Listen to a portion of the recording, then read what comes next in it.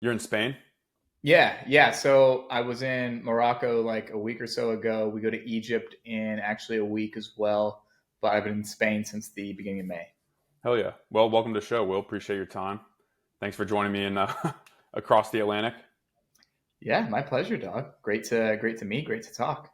Eager to see what unfolds here. Yeah, I'll be honest, man. So I think I saw your content like a while ago. I don't even remember, maybe like a year ago, and sort of just lost touch with it. And then recently, I think I was scrolling through Zach's podcast or your page. I can't remember how I came back across you, but been following you for like a good bit now, a couple months at least. And you just seem like a super interesting cat. So honestly, I was like, might as well just talk to this guy, see what's up. So here we are. I Appreciate appreciate you coming on. Um, the first thing I kind of want to ask is, I mean, you travel a lot.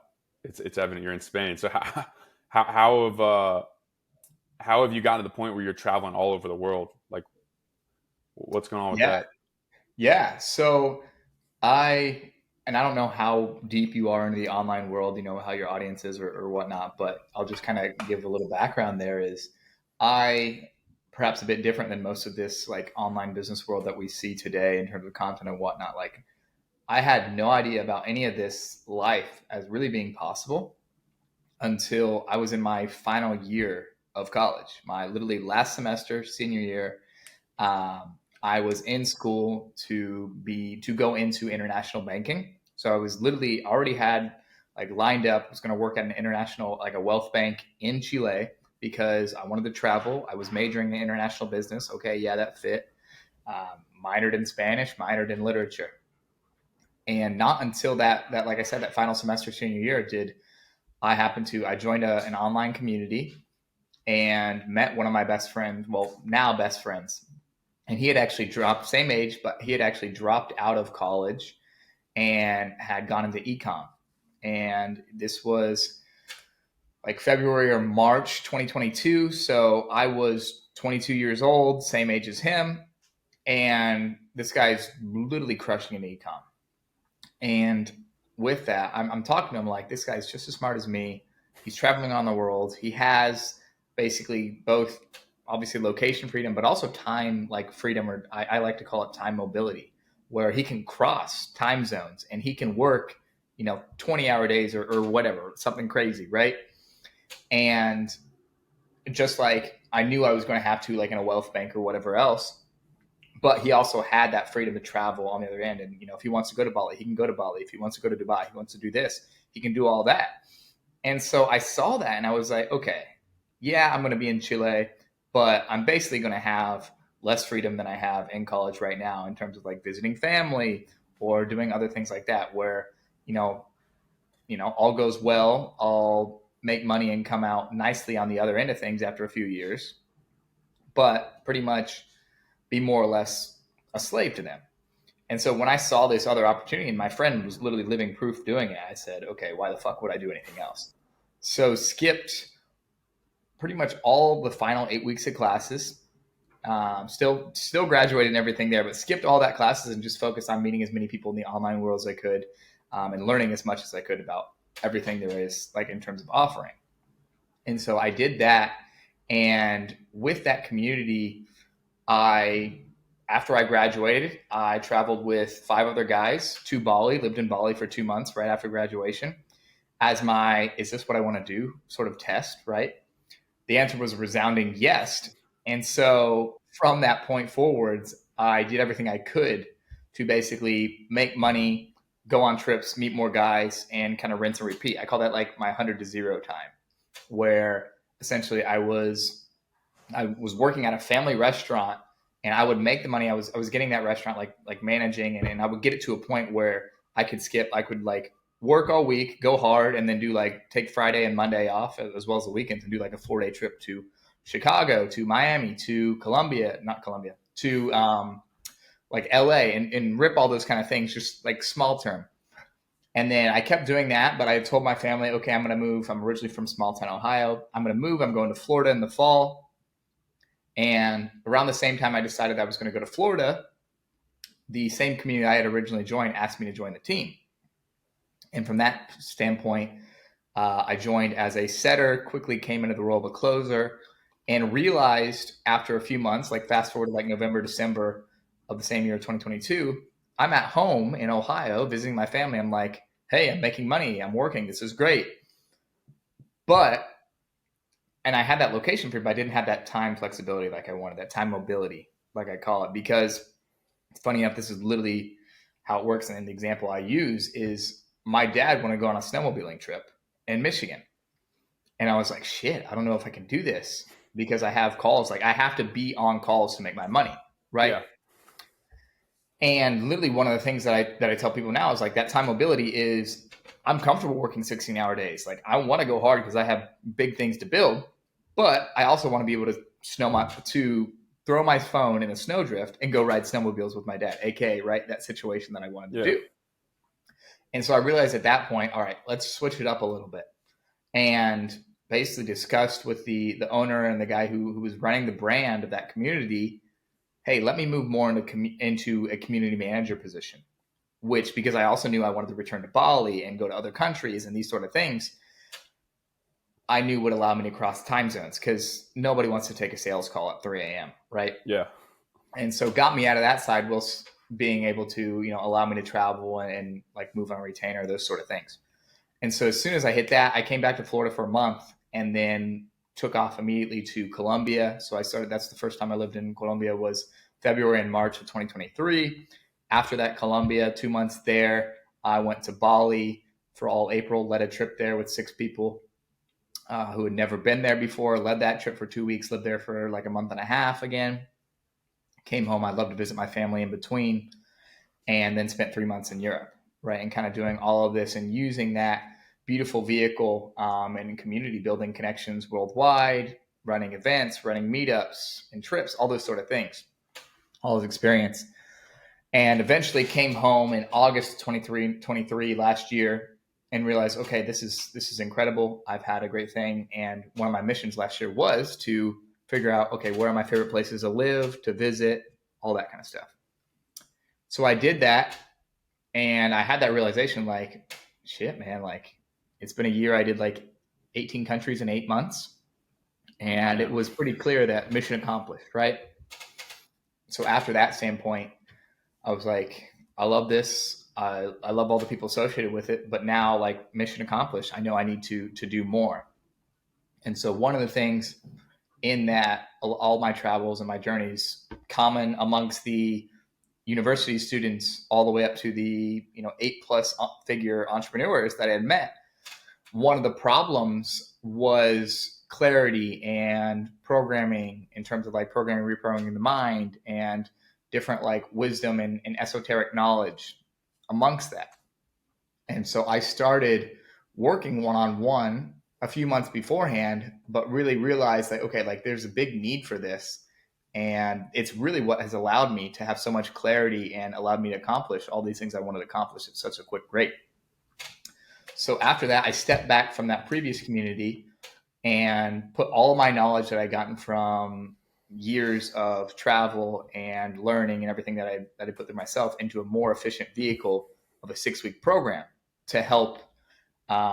Literally, I say a mission from God was that I needed to provide purpose and meaning to a lost generation. So it was no longer, okay, let me help my friend here, help this guy one-on-one.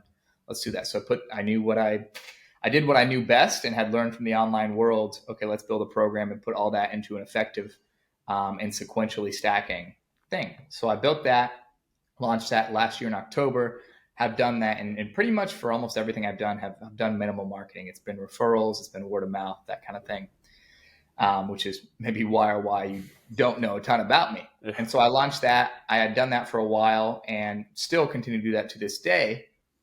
But after I'd withdrawn really from the community side of things, I was still getting introduced to other people who were like, Will, I want to travel like you. I want to live with my friends. Like, I want to meet cool people, quality guys. How do you do that? And just kept having that problem. And then my problem was I wasn't working with that community. They had previously pivoted. And so there was nothing that I could offer those people besides, hey, you're in London. Let me connect you with this friend I have in London, right? Besides those sort of things. And it even got to the point where a different community that was going on had a problem where like they weren't vetting guys, and guy basically acted like he was a big successful entrepreneur, wasn't, and did it in a very smart way. So it wasn't like your average scammer trying to Yeah. just take advantage of naive people. He claimed to be a really successful entrepreneur and was charging people big money for mentorship. And that, as a guy who really values integrity and quality of people and character, frankly pissed me off, right? And after that point, I was like really, really irked with the space and was like, shit, like I know I want to do all these things. And I went back to Colombia for the third time actually. And some of my best friends got on my ass like, Will, this is what you need to be doing. Like, why aren't you doing the community thing? There's a gap right now. You need to. And I said, okay, fuck it. Like, I want to do this in the future anyways. It's presented itself now. Let's jump. And so I jumped in, and at the beginning of February, launched my own community. And that's for capable and quality entrepreneurs, or just men anywhere from the age of like 18 to 35 is the general average, mostly concentrated between that 20 to like 28 range, of guys pretty much built up a majority of 6, 7, 8-figure entrepreneurs, as well as other talented and capable individuals, videographers, DJs, that kind of crew. And so that's for that community, the answer to that community question, where I'm in Valencia, Spain right now with 6 other guys from the community. We're taking a trip to Egypt in a week with 5 other guys from that community. And guys are meeting up all around the world, in Bali, in Cape Town, in Dubai, in London, and that kind of thing. So that would be really how I operate and continue to travel there. Since it's all remote, I can be wherever I please. So if I want to see my family, I see my family. If I want to go to Egypt, I go to Egypt. Right? That kind of vibe. Dude, that's awesome. That's so much to unpack, and that's just a fascinating trajectory, especially after college. It's not. I haven't had like the normal post college. I think we're about the same age. I just turned 25 last month, Same. but yeah, literally. What day? May 20th. Oh, okay. So mine's, I guess, more than a month now. I'm April 3rd, so okay, cool. Yeah. So like I graduated. I finished my 5th year, in June of, what was that, 22? So like two years or so. And I haven't had like the unique, like what you had lined up. Well, you were going to go to Chile anyway, so I guess that's even a little bit more unique. But like, like go to a big school in America, get your degree, go get a job, live in Charlotte or Atlanta or wherever, and work that job. I've done 0 of those things, but not to the degree that you've done it. You've literally said 18 countries in 8 months is pretty insane. I'm curious. Like, I have a ton of questions based on that, but one thing I'm very curious about. Where are you from originally? Actually, this is sort of related. Yeah, small town Ohio. And by the way, if I'm going too long-winded on something, please stop me, cut me off. I do enjoy the podcast format, we'll just say. Yeah, no, long form is like the way. Absolutely. Okay, so small town Ohio. I'm gonna guess this is a pure I have no idea if this is true or not. Are you the first person in your family to do something like this? Oh, 100%. Yeah, in terms of like new age travel entrepreneurship, yeah, the entrepreneurship side of thing like definitely runs in the family, runs deep. Where my dad like has always did a bunch of different things. Like grew up, my uncle runs a business. My dad runs his own business. My dad actually didn't go to college, funny enough, and has become successful in that right. My mom did go to college and is a librarian and a very smart, emotionally intelligent lady, but is pleased where she is. Yeah. My grandfather had his own business. So entrepreneurship for sure is not uncommon in my family, but yeah, in terms of out of like anything online and out of the scope of normal entrepreneurship, I'm like way off the deep end for everybody, and everybody in my area too. Where'd you go to school in college? College, I went to High Point University in North Carolina. Cool. I almost went there I played baseball in college, and my 5th year, I almost transferred there. I went on a visit and everything. Right now or something. Yeah, they just got out, but they did really well. So that's a small world. I'm assuming not a lot of people from your college class did the same thing. Yeah. The same just as well as I do. Like COVID opened up this world in terms of like the remote work. So there are people who do remote, and maybe a couple I know travel like within the US a little bit, but no, I don't know. trying to think if I know anybody. There are a few people who are within the entrepreneurship world and traveling a little bit. There's even one of my great friends, one of my roommates from college, lived. We lived together, and then now he's in real estate investing. So he's in entrepreneurship, not quite all the way in the online world. And I'm messing this up. There's two guys I know who are both in my community from my college who are younger, not same class, Yeah. but yeah, one guy's he dropped out, and well, actually, they both dropped out. So they both dropped out around their sophomore junior year. Yeah. First off, well, on the note of High Point, that's literally probably the nicest college campus I've ever been on. It's literally like a country club. It's a gated community country club. It's insane. And that's like honestly, it was extremely helpful for that. Is being around there. I went to, like I said, from small town Ohio, like town of 15,000 people. Graduated my high school class was like 222. So not like the school my mom teaches at, which is 10 minutes away from where I live, is 40 people a class. So a little bit bigger on that end of things. Like, I knew there was smaller. But yeah, High Point was my first real exposure to like wealth. Like we literally had like Ferraris and G Yeah. Wagons and all these kind of things on campus regularly, right? Like seeing these regularly all the time. And then, I mean, from your experience, they called it like country club campus. You have like the giant like Roman architecture, all those pillars, that kind of thing. And so that was one of their what were the like key words is like inspiring environments. And so that's played a huge part in me looking for more. And now it's like I picked cities specifically for that reason, right? Like I'm not in BFE Ohio where I'm staring at yes, I love the nature, like I love the country nature, but why would I want to be in like your average like city where in the US where it's like shit ass architecture, Yeah. concrete, steel, plastic, like just thrown up onto the ground. Yeah. I walk around the cities here and it's like incredibly inspiring, old world type stuff, very beautiful. So yeah, that was super helpful. I know that was tangential, but No. That I love. My dad's a landscape architect, and I wanted to be an architect for a long time. So I love. I have pictures right here of the Notre Dame and different buildings in Paris. You can kind of see. So yeah, definitely big fan of that type of stuff. Maybe we'll dive into that in a little bit. But the reason I asked about like your family and where you went to school and stuff is, and mentioned the unique post college route, you could say. Where did that come from? Like, where did that desire for the unique path and to travel come from? yeah. So this is, I think I've talked about this a little bit, maybe not on another podcast, but when I look at my friends and everything and the people I know, like friends, mentors, everything, there's a difference in us compared to the normal world. Where like everything we saw in movies or we said we want to do as kids, we like believed and we followed versus like just dismissing it as, theater or childhood dreams or whatever else. Like it's funny how I literally am doing like I'm in Spain and I came to Colombia and I came to Spain because I saw freaking Latin culture in Fast and Furious growing up and Spanish culture and Mexican culture in Zorro growing up and said, I want to do that one day. Yeah. Right. Like I want to learn how to dance. And so that's where I've always just been a person who followed that and literally believed that I could do it. Right. That belief is something that brought me in. Call it like for sure downloads from God, as well as just like self belief and great programming from my parents in terms of like, Will, you're going to do great things.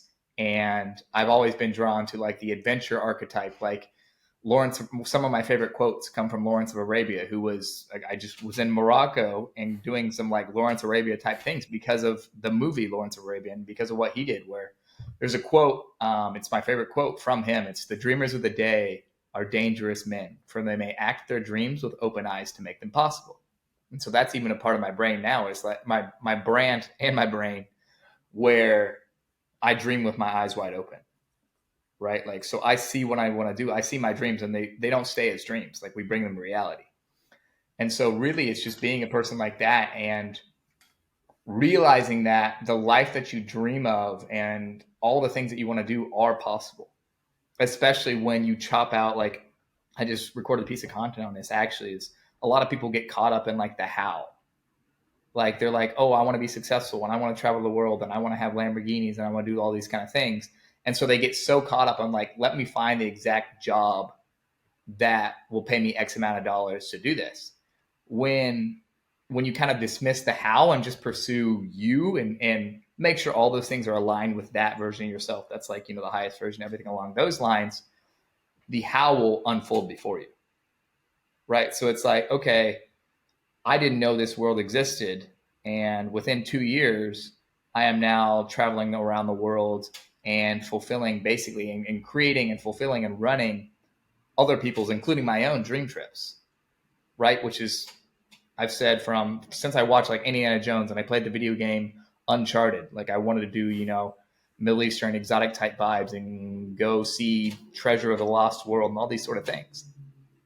And because I left the how and open and leaned into my skills and things I loved and my talents and all these things I was passionate about, it just basically kind of unfolded before me.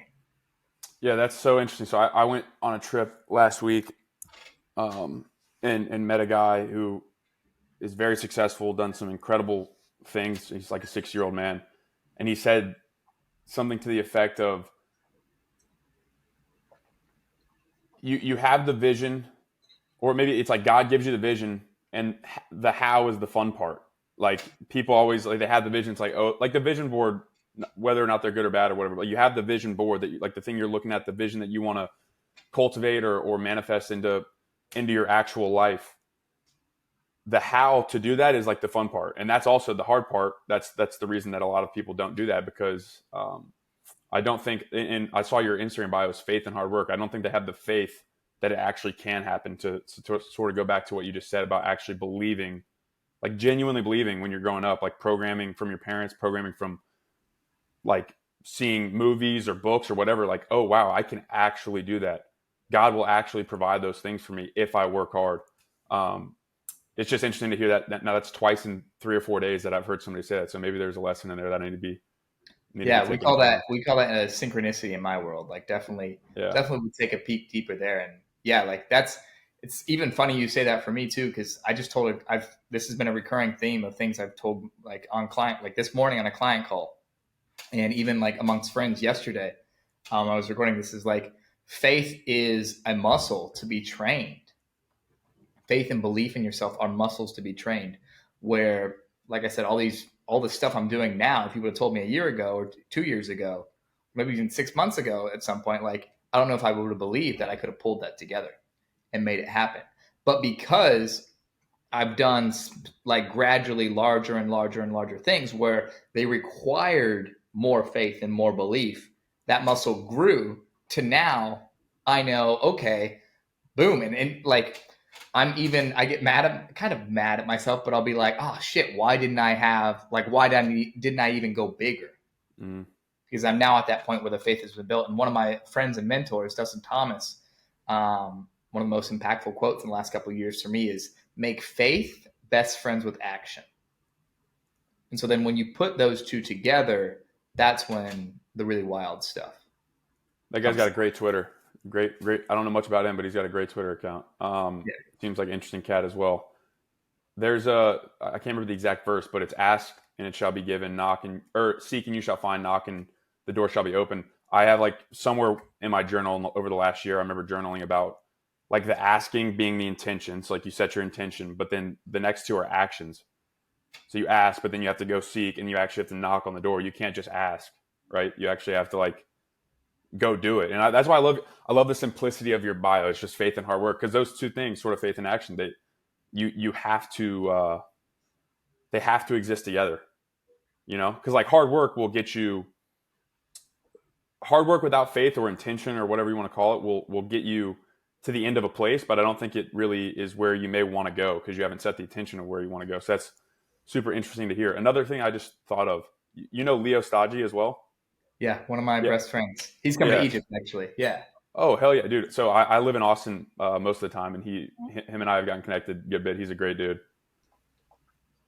He went down to Columbia, correct? Yeah. He just visited me in Colombia. That was in March. That was, we talk probably phone calls at least like once a week, maybe every other week, but like we're talking all the time. We met for the first time in person in Miami, had a great trip there. We've seen each other grow just like a huge amount. and from each side in different manners. And then yeah, we went to Colombia and then hosted an event in LA in like November of 2022, and yeah, Colombia this year was first time in a while that we reconnected in person. And so yeah, now we're doing Egypt again. That was kind of that's how my brain works. I just like think of random shit at random times, but that's kind of how my brain works. But it's sort of a segue into a thought I had because the last 2 years I started using social media. I say for creation rather than consumption. Pretty much like right after college, I was like so adverse to social media. I kind of like hated it. I went like a while without any at all. Um, and then I made the decision. I was like, I'm gonna try to like use it. I'm gonna try to like actually create stuff on it instead of just being overwhelmed by consumption. And I'm prefacing a question here, but when I think about like, so I live in Austin. My brother and his wife live in Austin, but the people I work for, I met them through social media. My best friends in Austin, I met through social media. I'm going to Florida here in 3 days, staying with dudes I met on social media who I already know and are good friends of. Um, it's just one of those things like, and it's funny. So I had Zach I met through social media. We happened to live 45 minutes from each other in Atlanta. So we connected in person, which was cool. But I invited two buddies of mine over like last November before we ripped a road trip to Austin. And my mom was like, "Where'd you meet these guys?" I'm like, "Twitter." And she's like, "What the hell? You're inviting people from Twitter to our house?" But nonetheless, my question is, for me, it's been like literally life changing. Like it has altered the course of my life using social media in a creative way rather than a consumptive way, especially I would say predominantly as it relates to community and the people that I'm with and actually like quote meeting your mutuals, like meeting friends in real life. It sounds like you're much the same. Like how has that impacted your life being able to connect with these people all over the world? Yeah, so it's funny. This hoodie I'm wearing right now, you probably didn't even know the guys. It's from Internet Kids. Came out a while ago. Like they had like an NFT, like they did a clothing brand launch. It was pretty swaggy stuff, which is why I bought it. It's kind of like went away, but the message on the back of this one is, and I would frankly never say it this way about me personally, is the internet saved me from a life of mediocrity. Mediocrity. The internet saved me from a life of mediocrity, right? And so I'm not going to say like no way was I ever going to step into mediocrity. Like fuck no, right? But the internet introduced a whole new world to me, and so that's where in college I even felt that I had like good people around me, but not as aligned as I do now. Like that's where the internet is, you can travel around the world in a single button and talk to somebody, right? You can do all these sort of things. And so when you embrace that fully aligned version of yourself, then you can meet those other people who are so aligned with you. It's scary, right? Like in college or wherever else in your hometown, you might have people that share like similar interests and whatever, but it's rare unless you kind of understand a lot of these like concepts and learning that are common amongst our space within the online world. It's rare to find somebody who aligns in almost every single area of your life, right? You have same visions for business, for travel, for family, for fitness, right? You just there's if you've ever read Ayn Rand, and maybe we'll talk about this when we talk into that architecture sort of thing. There's a moment when you read, I experienced in reading The Fountainhead and reading Atlas Shrugged, where it's like, wow, this is beautiful because they think as I do, right? And so when you meet those people, especially if you never have, it's almost like you didn't know you were thirsty. You didn't know you were so dehydrated and actually dying of an unquenchable thirst until you meet these people, and it just feels like that water after dying of thirst. It just feels so refreshing to meet these people. That's like, wow, this person really thinks like I do. That's And so yeah, interesting here. and so that's like really one of my missions is to take all of that, and like what I do regularly is to take those and to facilitate those interactions first in the online, and then bring them into reality, into the real world, and help them continue and build from there, and then blossom into more. Yeah, So yeah, that plays a decent part of my life, you might say. yeah, pretty much like a massive part. That's awesome though. It's one of those things. There's a verse in Esther. I can't remember the exact verse. It's a very little known book in the Bible, but as far as I understand the story, the person that this is about is like basically questioning like, why am I here at this time, God? Like, what this is such a bad time. And the verse that I'm thinking of is something to the effect of, you were brought to the kingdom for such a time as this, essentially. Mm. And I think about that in relation to the digital world and the internet and social media, because it's literally like nothing like it has ever existed ever. And so we're really the first generation to have grown up, at least from like adolescence to now, with this entirely new phenomenon that is being able to connect. You're literally a 9-hour flight away from me right now, but we're connecting, and somehow our worlds have collided because of some level of alignment. It's literally just wild to think about. It's like kind of it's mind boggling in a way, but it's so cool. And the reason I bring up that verse in Esther is like, I think it's what I used to do is like, oh, fuck social media. Like, this is a horrible tool. It's the worst thing that's ever happened to humanity. Same. And now I'm like, it very well could be one of the best things if you use it as such, which is interesting. Yeah, no, I'm definitely agreed there. Like, it's funny. I was during COVID, because I was listening to guys like Gary Vee. I was learning, like, I taught myself social media marketing, right?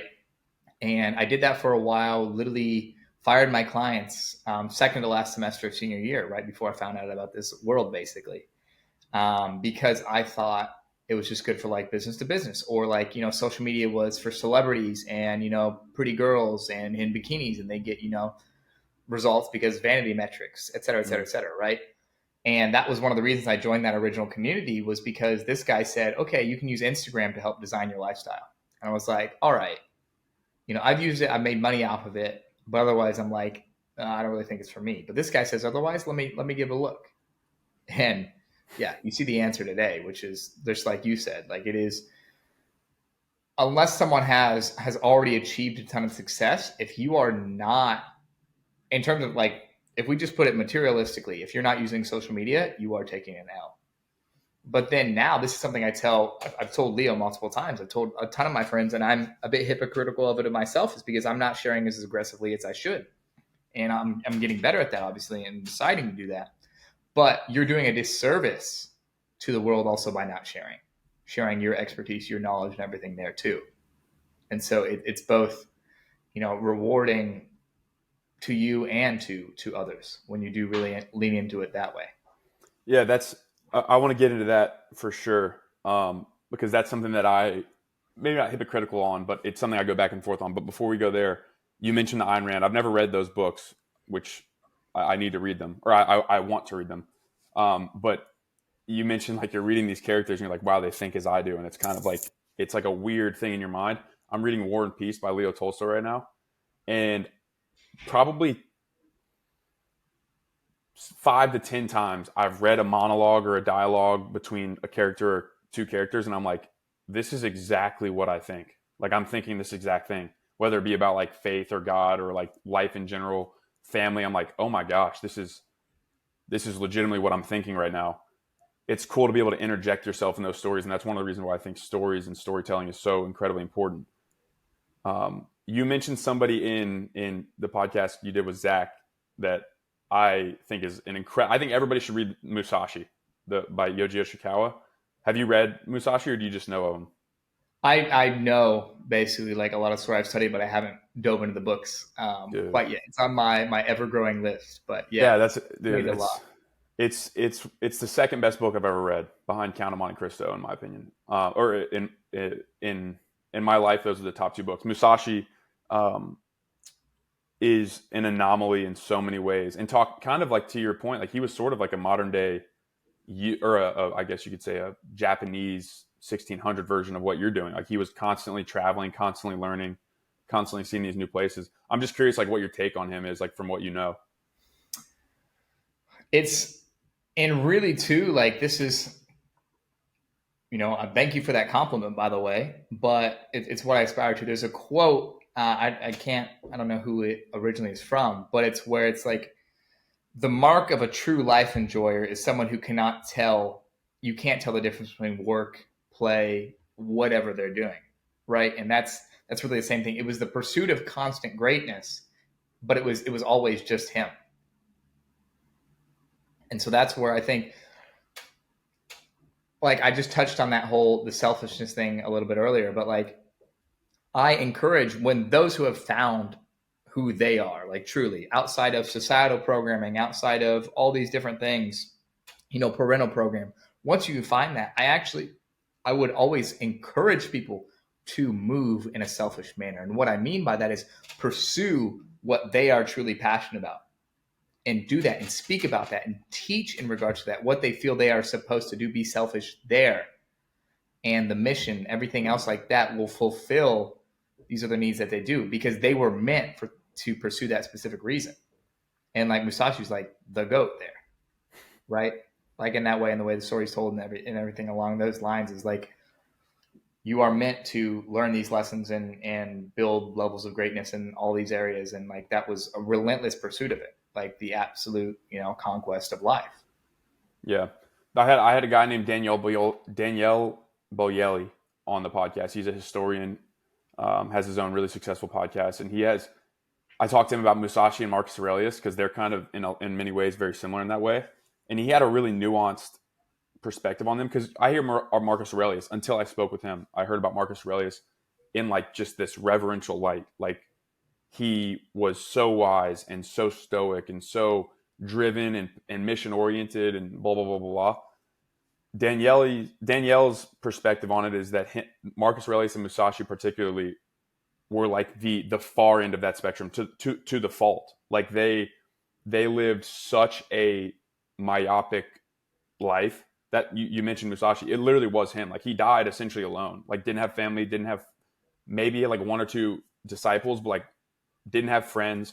Aurelius, similar point. He was surrounded by people, but he left the empire in the state of the worst emperor to ever rule over Rome, his son, which is his literal bloodline. So it's just this interesting dichotomy too, because like you want to be, and I have no idea how to navigate it. You Yeah, want and to that's be. an interesting point too, of getting in that because I think there are those examples of like, okay, you could say like Marcus Aurelius like was all this bad and whatnot, and maybe like people could argue for like, oh yeah, but out of the bad came all these things too. But I think if you pursue that greatness and apply it to all areas of life and what you're supposed to do selfishly, like, for example, if everybody around them would do similar things or more and more people would do similar things, you wouldn't run into the problematic side of it as much. Like Yeah, there are people, and maybe I need to be more precise with my language there because that is like a really great point and a thing to think about because I wouldn't think about the negative effects of familially because that is one of my things that I know I'm supposed to do and I care deeply about. It's creating just an absolutely incredible, talented, strong, powerful, capable family, right? Like I study like dynasties because I'm looking to put those sort of things in place and learn from these families who are successful, not just for, 2 generations or 3 generations, but multiple like over time. Right. Um, and so that's a really interesting thing to think about. Thanks for pointing that out too. yeah. When he mentioned it, the reason it sort of rocked my world a little bit because I'm sitting here, like I said, looking at Musashi. I'd like just finished the book, and I'm like, Miyamoto Musashi is this legend, like almost like from the book's perspective, like a perfect, not like a perfect dude, but like about as self-mastered as you can possibly be. And Aurelius, obviously, I mean, the Western culture mentions him in almost entirely positive light. So it's just a super nuanced perspective. And a character you might be interested in learning about that Danielle put me onto is Ikkyu Sojin. Have you ever heard of him? This the Japanese guy. Did he write like Sun and Steel or something along those lines? I'm not sure what he wrote, but he's known as like the rebel monk. Okay. Um, One of his most famous quotes is, "If I'm not at the monastery, I'll be at the brothel." Because and Danielle is very eclectic sort of historian guy. Just a fascinating guy. You should definitely check out his podcast. He's been on Rogan a bunch of times too.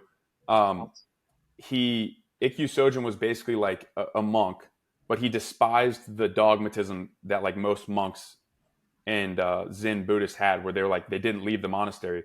And you could sort of relay this over like any religion, but like Christians as well, where like they practice this thing to be ever present, ever mindful, in this bubble, and they never left the bubble. So there was no nuance. There was no like nuance to life.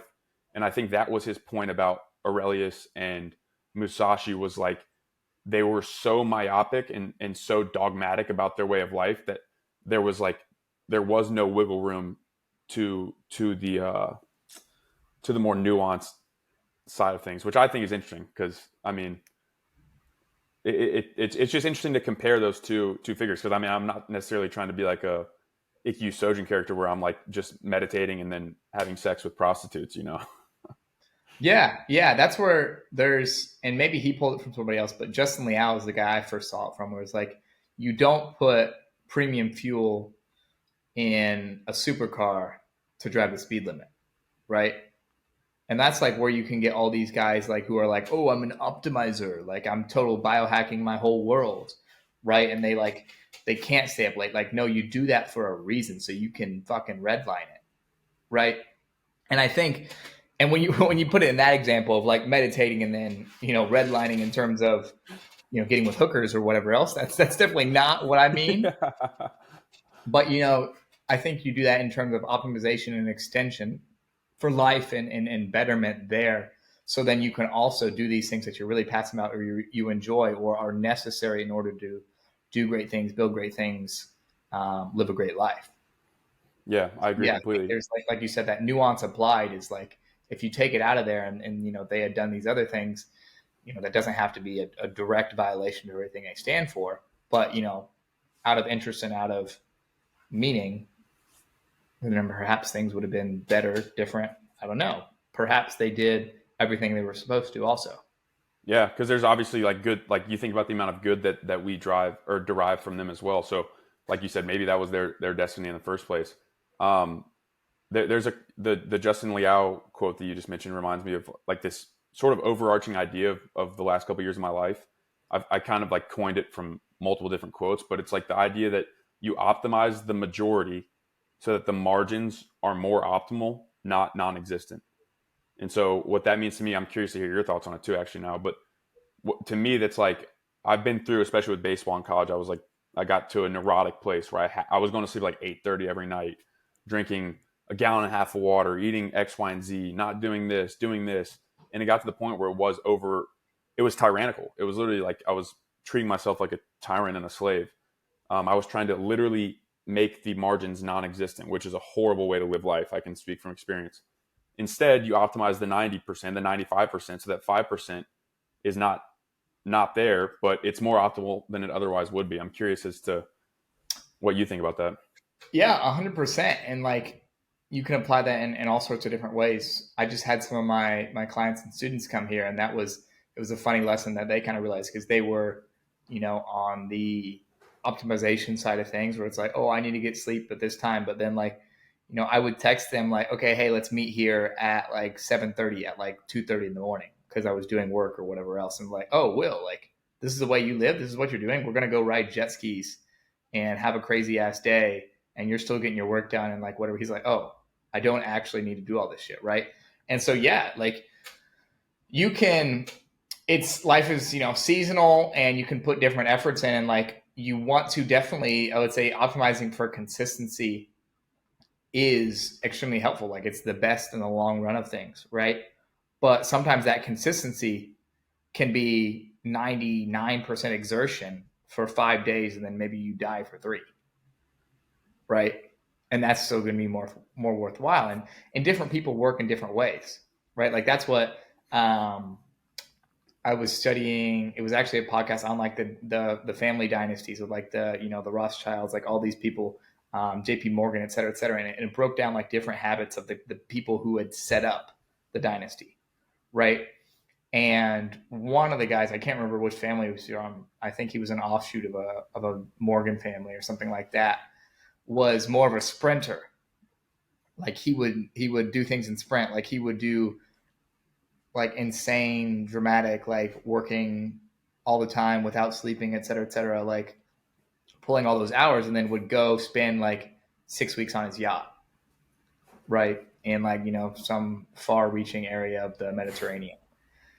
And I'm not saying do that, or nor do I do that. I do have moments where I definitely do harder sprints, But finding that blend that works for you in order of getting the most out of life in terms of fulfillment, enjoyment, and productivity, Yeah. or really just That, fulfillment and productivity, I think is that margin, and that could be different for everyone.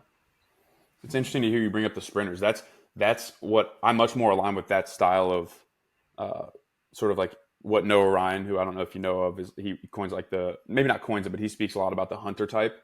And I've heard it said like Naval Ravikant, who I'm sure you've heard of, he talks about living like a lion in that way, where you do this sprint, you go on these hunts that are just like bam, bam, bam, bam, bam, 100% exertion. You enjoy the fruits of that hunt, and then you rest and you rejuvenate, and then you bam, bam, bam, bam, bam, bam. And in my life personally, I won't speak for anybody else because I think we do have different temperaments, but that for me is more efficient, more productive, more enjoyable. It's better across the board, as opposed to like trying to maintain this. What's Do you know Essentialism by Greg McKeown? Yeah. So he has this graph in there where it's like this circle, and it's you have 8 units of energy, and you can either just go 8 units in one direction and bam, and like basically conquer that direction, or you can go 1 inch, 1 inch, 1 inch, 1 inch, 1 inch, 1 inch in 8 directions. I'm much more aligned with that 8 inches in one direction, hammering that, conquering that direction, and then switching gears. I don't know if that's the same for you, but I really enjoy the sprinter analogy. Yeah. And that's where it's like, I don't know if I'm always a like all the way through, like in terms of like taking, the 8 inches and everything there. Like doing that like all the way, just whatever, all the way full send in one area. I definitely do like, have like a hyper focus, that kind of thing, whatever the buzzwords are nowadays, right?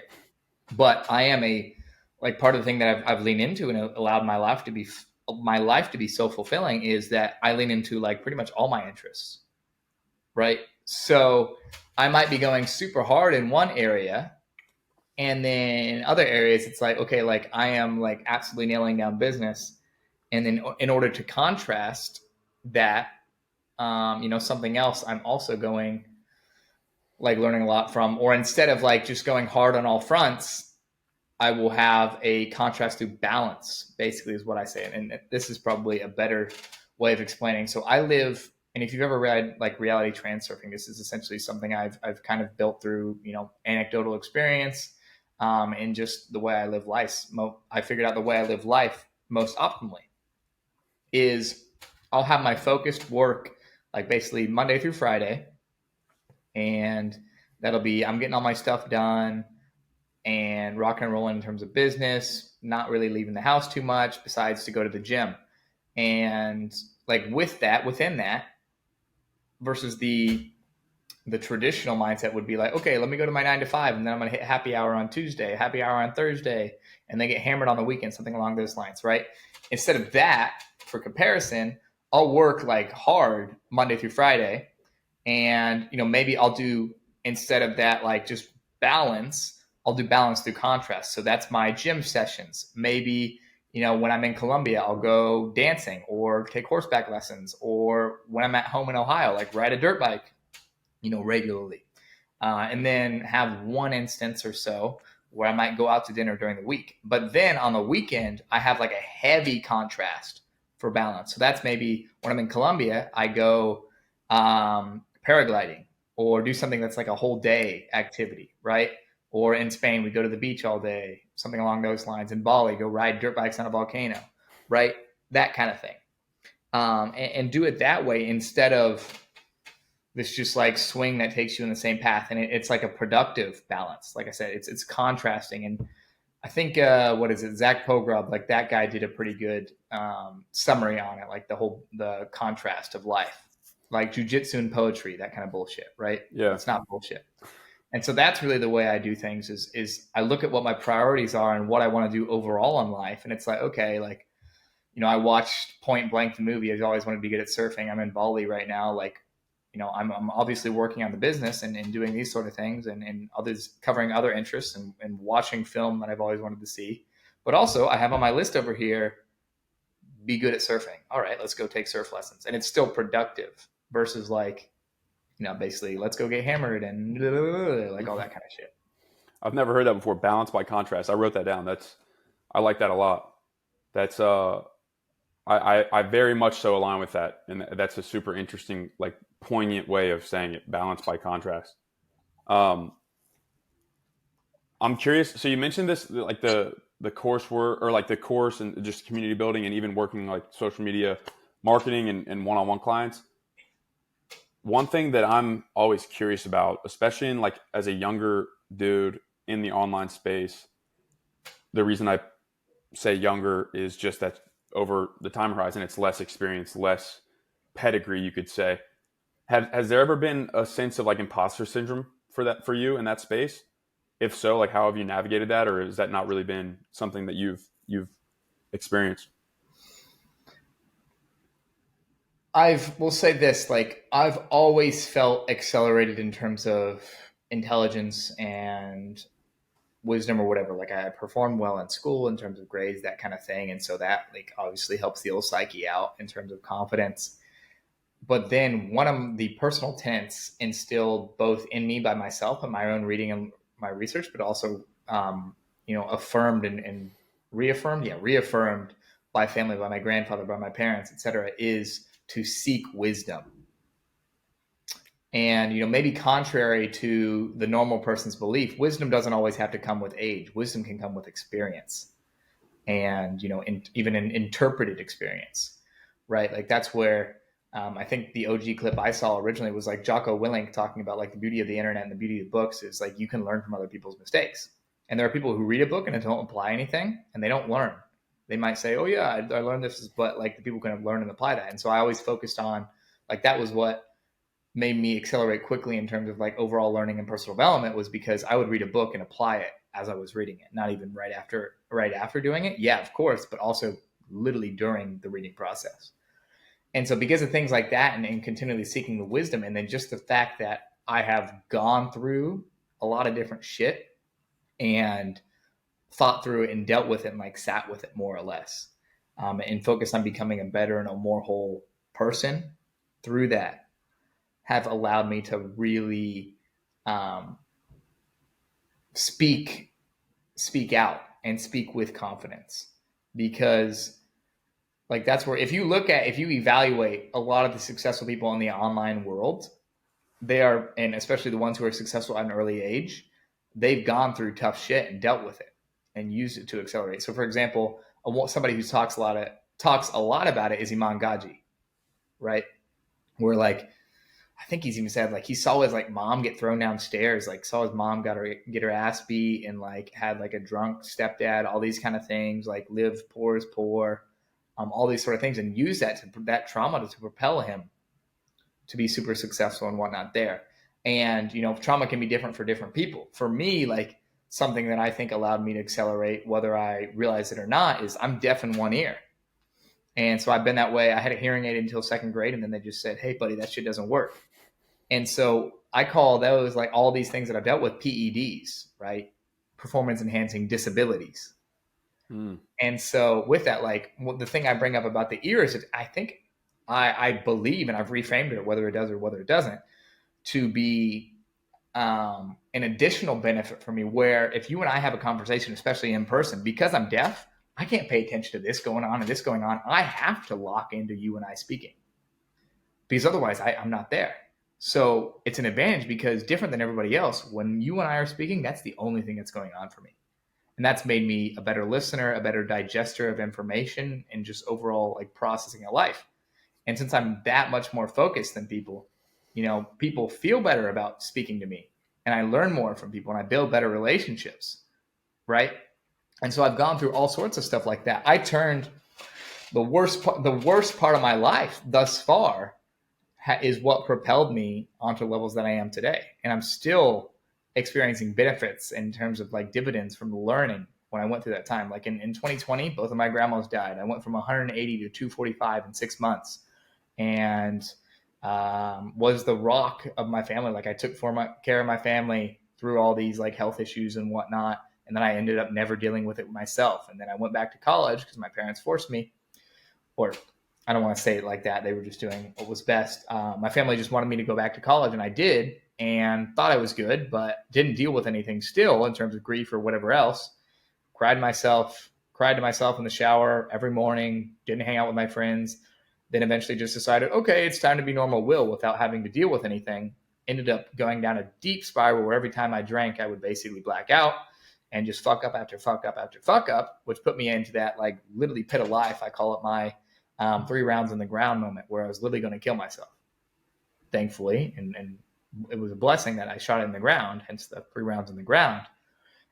But that was like the bottom for me, where I understand when people say like you can't get up out of bed from depression, right? And I honestly, I think I agree. I definitely agree with the whole thing of Tate, where it's like you can be depressed, but like depression is a choice, right? It's really a choice of victimhood. But with that, like I did not want to get up out of bed. I had to watch like there were different videos, and this is where I really learned through the hard way and through the good way of what programming was. I had to reprogram my mind to get back into life and to do all that. And I learned how to work with the subconscious brain and all these sort of things, like and what the power of all that could do for you is because I had to watch a freaking video of Kevin Hart going, "The sun going to shine in the morning," regardless of how you fucking feel. Regardless of what your life is, what's going on, the sun's going to shine in the morning. So you might as well, what are you going to do? Like sit there? Are you going to make it worth something? And sometimes I had to watch that video like 20 times on repeat until I could get up out of bed. Right. And I used those and learning and reading and all these sort of things to program myself out of it. And so though I will say I've lost the original question, I use all of these things and experiences. Oh, I got the original question back. I forgot it. So. Yeah, no, it was how have I ever felt like an imposter syndrome? Yeah. And so I know in speaking that has made me confident to speak for others. And then because of the feedback I've gotten that have really helped people, like and all these sort of things and the avenues that have allowed me to carry out where I can get that feedback from people, helping those both more successful, older, younger, wiser than me, but maybe who haven't been through similar circumstances, have really impacted them at a deep level. That gives me the confidence to speak. What I will say is I had to go through like the whole like business side and selling side a little bit differently, is because it's like in terms of like having like that 6-week program, right? Like it's a course. And instead of being like what is normal and traditional is like where people like sell the course first. What I realized I had to do is build the course out to a certain level to where I knew like, okay, I had all this information in my head, but because only certain people know what I've been through and know my stories and I've helped, I don't feel like I can sell it except for those people that I've already helped. Right. So I needed something that was evidence to me and to others of like, this shit kicks ass. Like this guy knows his stuff. So I had to build that course to a certain point. And then I was like, oh yeah, Will, like this is sauce. Like this is awesome. Like anybody can come and watch this and read this. And so that was where what I used there. And that's where it's like, I use this example even with my students is sometimes you have to like, sometimes you can, lift a new max, right? And you can just go up there and you do it and you believe it, right? Because you've lifted a bunch around that weight. You're confident, you feel good. If you want to go for 375, but you've been lifting like, 365 for 10 reps. It's like, okay, yeah, I can definitely get 375 for one. But there's sometimes where in order to believe it, you have to see yourself. You literally have to lift the weight first. Yeah. Right? Yeah. And so that was a little bit more of that example where I needed to demonstrate that knowledge could be packaged in an appropriate way that I knew would do really well from a business standpoint. Because, right, bottom line, I'm not in this, like I said, I got that download that I need to provide purpose and meaning to a lost generation. A generation is not 2 people at a time. And yeah, and so that's really where I covered it on that side of things. And there's the example that I use also to really help people here is to find your proof of concept, right? And that's actually relating to that whole lifting weights. Sometimes you need to see yourself lift the weight, but the proof of concept is sometimes you need a ton of people that are like, oh, this guy's done this, this guy's done this, this guy's done this. Sometimes you need one, depending on how much faith and belief you have. So because I met that guy in that final semester of university who was just as smart as me, same age as me, had relatively similar life experiences, and I saw him doing it and saw him being successful. I just needed that one person to say, okay, this guy can do it, I can do it too, right? Sometimes people need a bunch of people. You need to read a ton of books. You might need to meet somebody in person to believe it's possible for you. But seek that proof of concept until you can take action and feel good about it. And sometimes, like, like that, the nervousness, that really doesn't go away, those sort of things. If you study like anxiety in sports, like the greatest of all time, they all feel like the butterflies and whatnot. But the confidence to do what needs to be done, as you can just get it to a point where like you need to have progress over perfection and know that this is going to be helpful. And so that's where I dealt with. I don't even know if I'd call that imposter syndrome, but that's really what I went through more. No, that's a profound answer. I think the reason I ask is like it's something that I think about. I'll write up a tweet or something, or think about posting something. And I'm just like, wait a second, dude. And I honest to God, I don't consider this a bad thing, because I really think it's sort of the perspective that you, or the perception you choose to have about it. It's because you talk about these you talk about that guy who's like a scammer. There is a lot of people, especially in the online world, that are just shooting complete bullshit. Like, they're just like completely fraudulent. Which to me, I'm not sure, like that's just not how I was raised. It's not how I live my life. I don't see how you can like look yourself in the mirror and like know for a fact that you're just straight up lying. That to me seems like a miserable way to go through life. And for me though, I'll like, so back to the tweet, like I'll write a tweet and I'm like, wait a second, dude, you're 24, 25 years old. You've really done jack shit. Like where is the verification of this? Like where's the validity of this thought or this comment or this opinion coming from? And the one thing I'll say about that is like when you hear an affirmation, so I'll speak with my brother or a friend, and this has happened a couple of times where I've like written a tweet, deleted it, and then I'll speak with a friend or my brother, and it'll be like they'll affirm or reaffirm that thought that I had. I'm like, fuck, I knew I should have tweeted it, or I knew I should have said that, or I knew I should have done that thing. So it's just an interesting thing that I don't want to say like battled or struggled with, because I don't see it that way. It's just something that I've experienced in terms of like auditing what I put out there.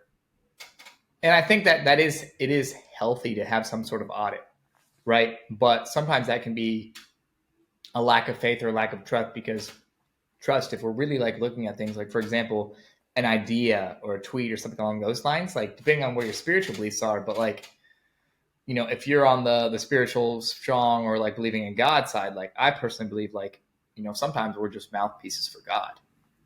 And so that idea he gave to us to be distributed for a specific reason. And it was meant to come through you, because there's people that know you, that follow you, that will see your stuff, that are the ones who need to hear it. So there's that first thing. And then also too, but like the reason I agree with you here is I love Andy Frisella. Andy Frisella is the guy who really sent me into the deep end in terms of personal development. And in terms of like addressing young guys or people along those lines, he's like, go do shit for a couple of years and then come back. Sometimes people have trouble seeing the shit that they've already done too. Right?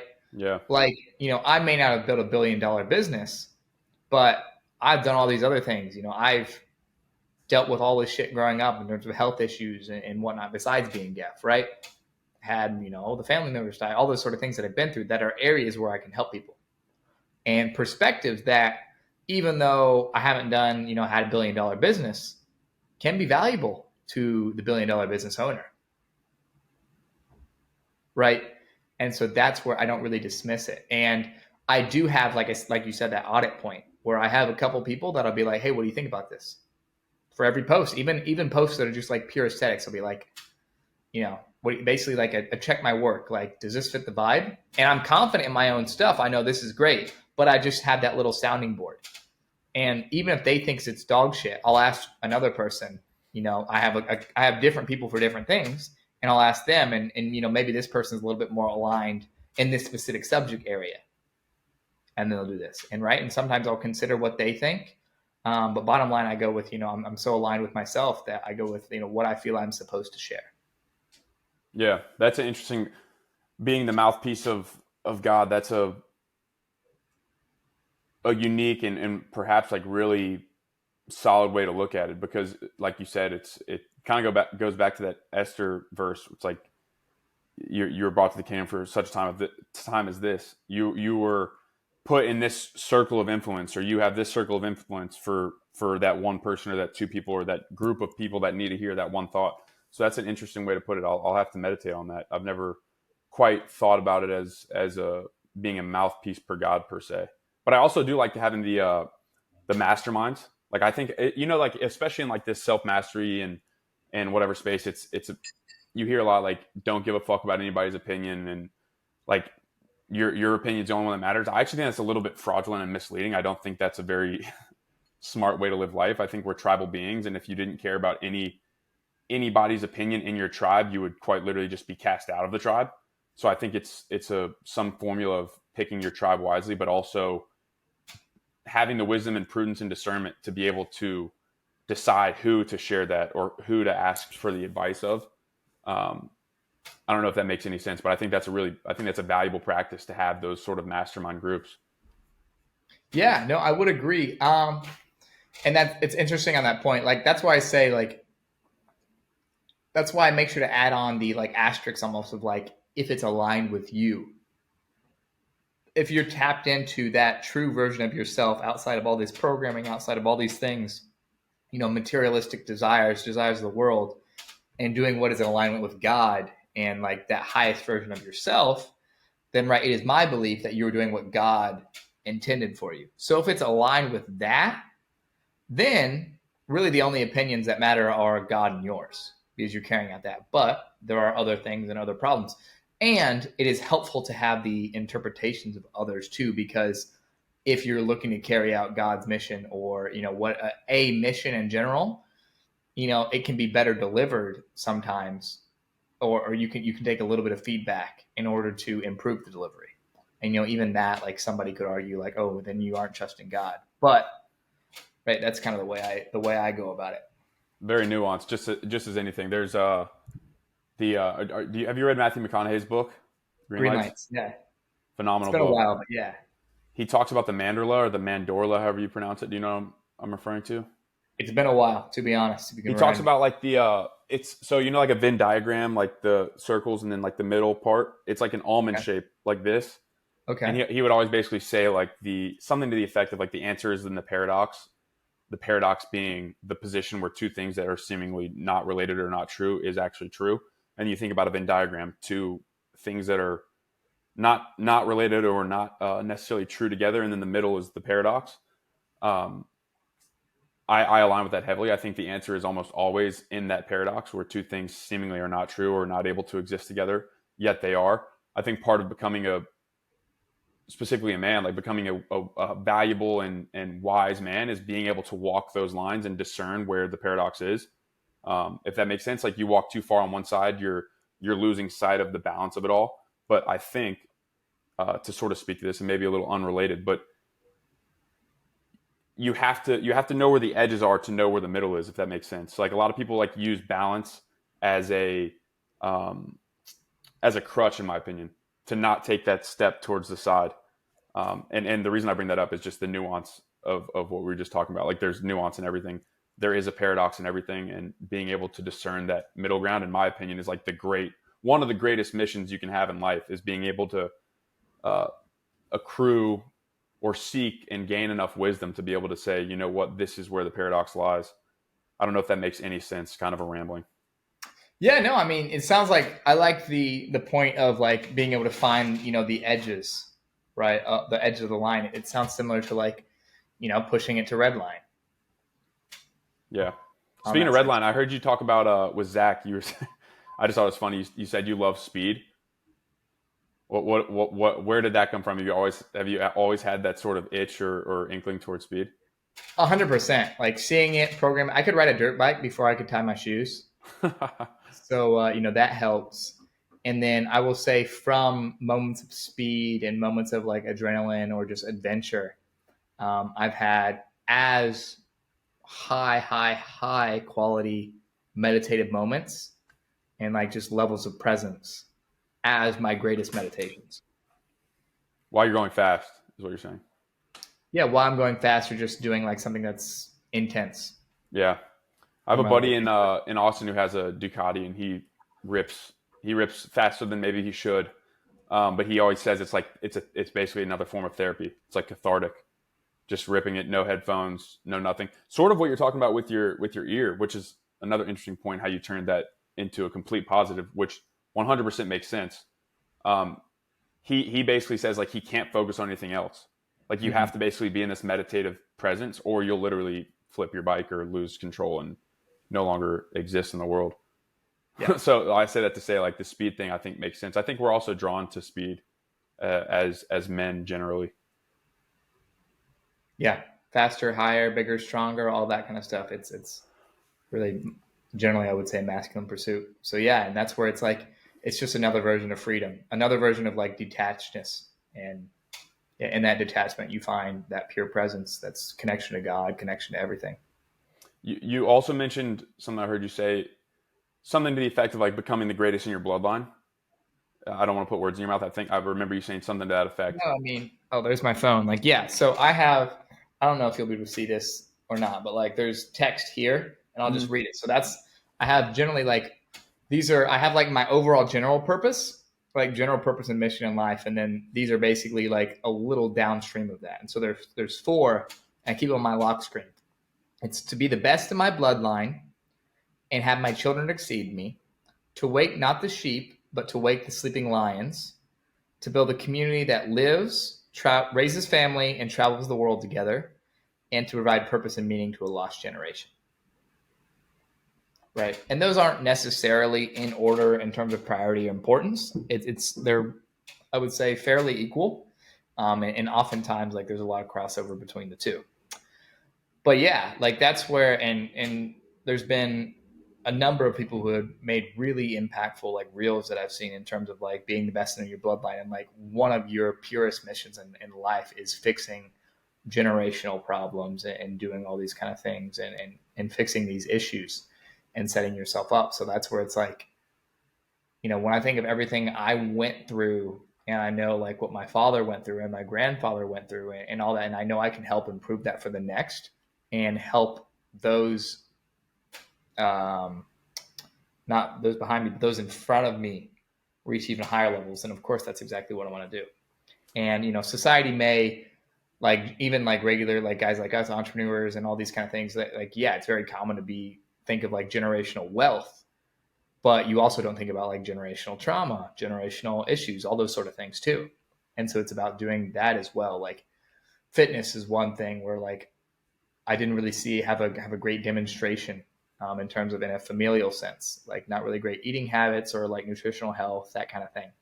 And so, yeah, currently in the best shape I've ever been in, and will continue growing that. And so I can also positively influence my children, because I think, what is it, the fact it's like your genetic structure and your overall like physique and everything like that at the time of conception affects your kids' genetics and the way your kids will look and everything like that. And so that's why I'm doing it. It's because, they can, have just an incredible athletic physique and do all these kind of things and have a stronger and stronger foundations to move upon. And then I'm also working on the mental side of things and all these other things to become a better and better and more whole person too. So, they can do this and become better in terms of like, a big study and interest area for me is family and fatherhood and all these things right now. And, like I don't even have a girlfriend right now, frankly. Right. Yeah.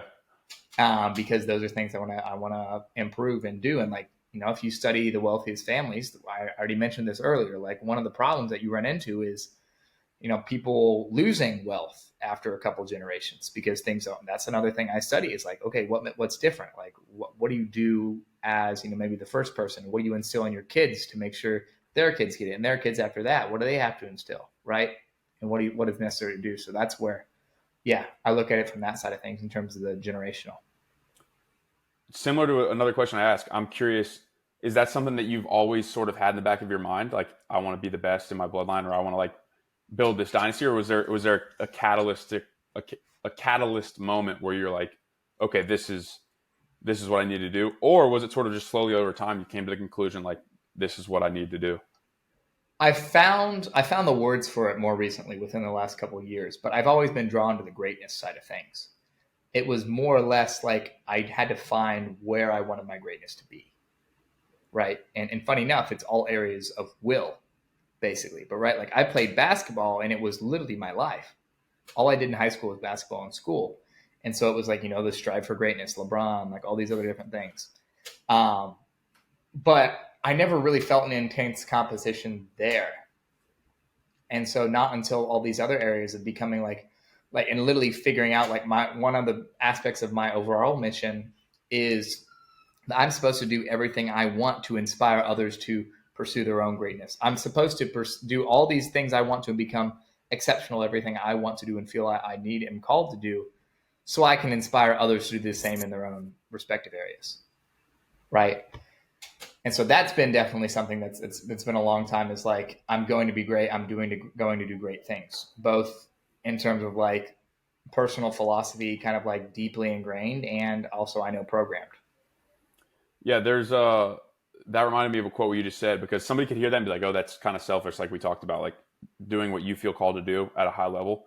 There's a quote that I absolutely love. I can't remember who it's by. Uh, it escapes me right now, but the quote is something to the effect of, "Do ask not what the world needs." I That's might actually just pull it up. that's like Pride and Prejudice, like JFK or some shit like that. I don't know. It's Ask what not what the world needs, but what you can do for the world, or something like that. yeah, I think it's something. The one I'm thinking of is, "Ask not what the world needs." Um, I also could have butchered all that. let Anyways, me look. Let me actually look this up because I want to get it right. go ahead. But because I actually really agree with you, and this is one of the more impactful quotes I've heard in a long time. Let me look it up real quick. Let's see.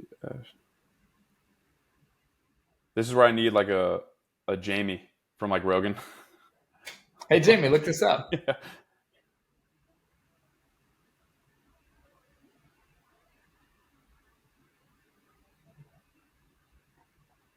It's an art. Oh, Howard Thurman. There we go. Okay.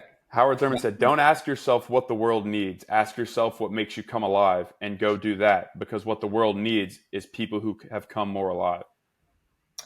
Yeah, That's ex- that's brilliant. That that's literally exactly what you're saying. encapsulates, yeah, exactly what I want. Yeah. That's why I love that quote, because it's so true. Because you think about like there's so much of that in society where it's like uh, from like a generosity or like a giving perspective, it's like, oh, do what the world needs of you, do what the world needs of you, and there is a sense of duty. Like I think that once again, there's a nuance and a paradox to it. But what the world needs is more people to be alive, like fully alive, and like living an abundant life in their arena, if that makes sense. So I think that like it just made me think of what you were just saying as it relates to like pursuing the things that you feel called to pursue and excelling at them. Another thing you just made me think of is a friend of mine is an author, and he wrote in a forward of another friend of mine's book, uh, basically about fatherhood, and he said, "Will those who come behind you need to fix all the things you broke during your life, or will they stand on foundations you built stronger because of the way you lived?" And I think that's another one that's like exactly like what you were talking about with fatherhood and like the dynasty, familial lineage. I think that's exactly what you're saying. It's are people, are your children going to have to pick up the pieces of the things you broke, or are they going to be able to build, as you said, your children exceed you? Are they going to be able to build on top of the foundation and add levels to what you built? Which I think is that's like a guiding light to me. Yeah. Yeah, 100%. And that's once again a really great way of encapsulating everything, I might have said in a long-winded manner. So yeah. um, I kind of want to go back to the architecture thing, because obviously you're in Spain. I don't know much about Colombia's architecture, Bali either, but I do know Spain has some of the most like classic, vintage, inspiring, and like humanistic. I saw this clip of like Tucker Carlson saying that like modern architecture is it hates humanity or something, which I don't necessarily know if I agree with that entirely. I think modern architecture, especially like brutalism, is putrid. It's like it's horrific for the soul. But I'm curious as to like what your thought is. That you said something like inspiring environments, so I'm curious about how that like actually manifests itself into your life. Yeah, I mean that's where I don't know who I heard it first from. And maybe I paraphrased it. Maybe I made part of it up. I don't know. But there's a general treatise on stuff. Maybe it was Alan Watts. Maybe it was, I don't know, Carl Jung. Who knows? But it's that aesthetics actually have morality. There is morality in aesthetics, right? You have a different moral association of a butterfly than a caterpillar, right? That doesn't mean a caterpillar can't become a butterfly, but they do have a different connotation there, right, in terms of morality. And depending on what you would believe about in the world, we'll just leave it at this: that like I do believe there are forces at play that wish to lower our vibration, and one of the easiest ways to do that is through everything you see, hear, and think about, right? And what's a great way to do that? Architecture.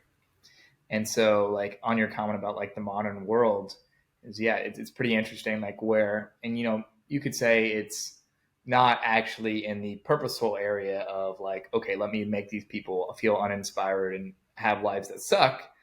But even if it's still in the interest of commercialism or saving money, whatever, etc., then that's still a byproduct of it, right? And so I specifically pick environments that are full with God's highest level, or whatever your opinion is in terms of like the beauty of natural beauty, the beauty of nature, but also yes, aesthetic works in terms of architecture. So here in Spain, there's lots of it, right? In terms of cities, like Valencia is not quite, doesn't have the Sagrada Familia, which is Barcelona, but there's plenty of beautiful buildings from times past that you literally feel inspired by being around, because this is a beautiful work and you want to be beautiful in beautiful environments. Like that's where I remember before I had traveled, whether that be in high school or even in college, and especially like outside of the US, like it's almost not a meme, but like it's in people like Americans would be like, oh, Europeans, yeah, they're always like so fancy, like all these kind of things. They don't wear pants, they don't wear shorts. Excuse me, they don't wear shorts, or they always have to dress. They dress differently. They have all these things, and it's almost because like when you're in these environments, if you were in like shorts and a t-shirt and slides, or wearing like what is it people do at Walmart, like the I would say this is almost a indicator of poverty. Could be of the mind, could be of the body, could be of the like the soul of wealth, whatever. But like think about like the Walmart um like Cookie Monster pajama pants. If you wear that in front of this beautiful work of art that is a building, it's like you're spitting on it. And so it makes sense that they would have higher levels. And yeah, it brings you like there's even been studies in terms of like vaulted ceilings, or just a higher ceiling allows you to think better. Like there's been studies, like psychological studies and measurements taken on those sort of things. And so yeah, if I know that exists, of course I'm going to place that around me. And so I want to be in inspiring environments for all those sort of reasons. And that's really the way. And one way to start making the world a better place is to improve, right, yourself in terms of the way you look, the way you feel, and improve like the things that you build. Like that's where I love the idea of bringing, I love and constantly pursue bringing idea to reality, but I want to do that in a physical sense too. Like I think that people, like I like to ask people what they would do outside of what they currently are, and one of my answers would be like architecture or something like that, because I want to bring beautiful things to life in a physical sense, right? Not just myself or others I work with. And so, yeah, that's one way you can immediately do that. Have an inspiring home or whatever, where like, that's where like, oh, it sucks. Just complete ass, like leaving somewhere in the States and you see like literally the Monopoly board. Yeah. Of like all these copy and paste houses. And it just, especially, right, some people don't have the comparison factor. But even if, if you traveled a bit within the US, if you, fly over the Grand Canyon and fly over the suburbs of Los Angeles, there's probably going to be a distinctly different like feeling in your stomach. Yeah.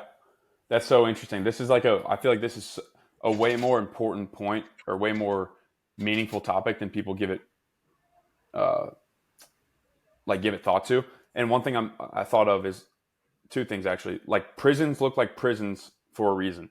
It's like prisons have a certain aesthetic for a reason. They're soulless places. almost intentionally. And then another Totally quote, intentional. Totally intentionally. Same thing with yeah, schools, also intentional. yeah. Well, so that brings up another point that so 3 points. The studies about vaulted ceilings. So I have ADHD. Didn't do well in school, especially early on, like middle school. I did well in elementary school, bad in middle school, bad early high school. I never really liked school, the environment. Um, and so I've done like a lot of deep diving on that. There's studies about natural light and a children's ability to focus in classrooms with more or less natural light. And resoundingly, it's, as you can imagine, it's increased when there's more natural light, more windows. Um, but the third thing is, I want to say it's like Santiago Calatrava or some famous Hispanic or Latin architect said something to the effect of good architecture does not conform to function. At first, when I heard that, I remember being like, I don't know about that. Like, you want things to be functional. But then you think about these like cathedrals in Spain would be a great example, or these, the Notre Dame, which is right there. Or maybe the next one. But either way, it's like there's no function in having, there's no not, I don't want to say function because there really is a function. It's probably even more important than like physical function because it's more of like a spiritual utility. There's no like physical utility in having 300-foot vaulted ceilings with paintings on the roof, you know? But that's what makes it good architecture, because it almost like goes a layer deeper than physical, if that makes sense. Sort of to speak about what you're talking about, like the vaulted ceilings. I just find it fascinating. And then another thing for me is like anecdotally, you mentioned it as well. People don't have comparison. This is why I think traveling is so crucial to being like that well-rounded man.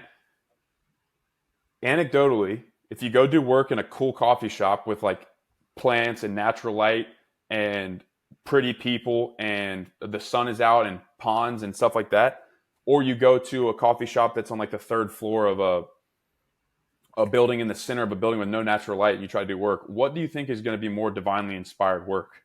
For me, it's like unequivocally the former. So that's another way to look at it as well. Yeah, and that's your point about the like going a level deeper than the physicals is really interesting because there's a video from one of what I would describe as maybe we've talked some, but more or less is probably like an unknown mentor from her side, but she's impacted me deeply. Is her name's Riva Melissa Tez. She's associated with Praxis, which, for example, Dustin Thomas. That's another common association. Same thing with Justin Liao. They all have that tie there. But Riva Tez did a video for Praxis called "Every Angel is Terrifying," and in that she talks about like in school, and right, I'm amongst the crowd where it's like, okay, history is just rewritten, right, so many times. So what really went down, and now like I have to look at history from a bunch of different lenses. But anyway, she writes how in school they teach you about the Dark Ages, right? And within these Dark Ages, like everything that's conveyed to you is like, oh, this like everything sucked about life in comparison to the Renaissance that followed right shortly after.